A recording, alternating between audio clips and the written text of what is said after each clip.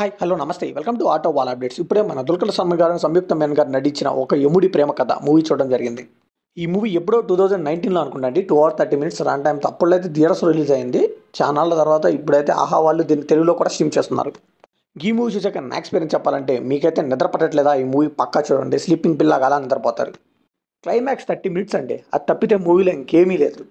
మనం అనుకోవచ్చు 6 years back movie కదా, సో కొద్దిగా స్లో ఉంటుందేమో అని. అట్లేం కాదు, మూవీలో అయితే కంటెంట్ అయితే ఏమీ లేదు, అంత బిల్డప్పే. సో ఎడిటింగ్ వాళ్ళకు కూడా పెద్దగా పని ఇవ్వలేదు అనుకుంటా, తీసిన ఫుటేజ్ అంతా మనకు చూపించేశారు. సో అందుకే చాలా వరకు లాగ్ అయినట్టు అనిపించింది. ఈ మూవీ బేసిక్ స్టోరీ వచ్చి హీరో అయితే చదువుకోనండి, పెయింటింగ్ వేస్తూ ఉంటాడు. తనకి లైఫ్లో స్పార్క్ రావాలని ఒక అమ్మాయి కోసం వెయిట్ చేస్తూ ఉంటాడు. అదే టైంలో ఒక అమ్మాయి మిస్సింగ్ అని పేపర్లో యాడ్ వస్తుంది. ఆ అమ్మాయిని చూసి మన హీరో అయితే లవ్లో పడతాడు.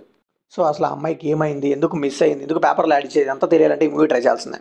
ఈ మూవీ ఫ్యామిలీతో చూడొచ్చా అంటే ఎస్ చూడొచ్చు, అట్లాంటి కంటెంట్ ఏం లేదు. ఇంక ఈ మూవీలో పాజిటివ్ విషయానికి వస్తే నేను ముందుగానే చెప్పాను కదా, లాస్ట్ 30 minutes చాలా బాగుంది మూవీ. అండ్ ఫస్ట్లో వచ్చే చిన్నపిల్లల స్టోరీ కూడా చాలా బాగుంది. ఇంకా కామెడీ కూడా కొన్ని చోట్ల బాగానే వర్కౌట్ అయిందని చెప్పవచ్చు. ఇంకా సినిమాటోగ్రఫీ కానీ, పర్ఫార్మెన్సెస్ కానీ, బీజిఎం కానీ ఇవన్నీ కూడా పర్లేదు అనిపించాయి. ఈ మూవీలో నెగిటివ్స్ విషయానికి వస్తే ఆహా వాళ్ళు తెలుగు డబ్బింగ్ బాగానే చూసుకున్నారు, కానీ సాంగ్స్ అండి హారబుల్ అంటే హారబుల్ అని చెప్పొచ్చు. లిటరల్లీ తల్లుమాల్లో పాటలు ఉంటాయి కదా, దానికంటే ఘోరంగా ఉన్నాయి. ఇంకా ఈజీ టు ఈజీ 1.5 hours అండి, ఈజీగా ట్రిమ్ చేసి పడేయచ్చు. బట్ వీళ్ళైతే ఫుటేజ్ అంతా ఉంచారు జస్ట్ రన్ టైం కోసం అనుకుంటా. సో హీరోకి స్పార్క్ ఇచ్చే అమ్మాయి కోసం హీరో వెతుకుతూ ఉంటాడు. ఈ పాయింట్ స్టార్ట్ అయ్యేది ఎప్పుడో తెలుసా? ఇంటర్వెల్కి స్టార్ట్ అవుతుంది. అప్పుడు హీరోయిన్ చూడటం, వన్ సైడ్గా లవ్ చేయడం, తనతో సాంగ్స్ రావటం, ఇంట్లో తమ్ముడికి ప్రాబ్లం రావటం, తమ్ముడితో అన్నని కంపేర్ చేయడం, ఇలాంటి సీన్స్ అన్ని పెడుతూ ఉంటారు. సో లిటరల్లీ ఏ సీన్ కూడా ఇంపాక్ట్ ఇచ్చేలా అయితే ఉండదు. ఇంకా హీరోయిన్ సంయుక్త మేనన్ గారు అప్పుడులో మూవీ కాబట్టి అప్పుడు ఆవిడ కెరీర్ ఇనిషియల్ స్టేజెస్ అనుకుంటా. సో ఆవిడనైతే పెద్దగా యూజ్ చేసుకోలేకపోయారు.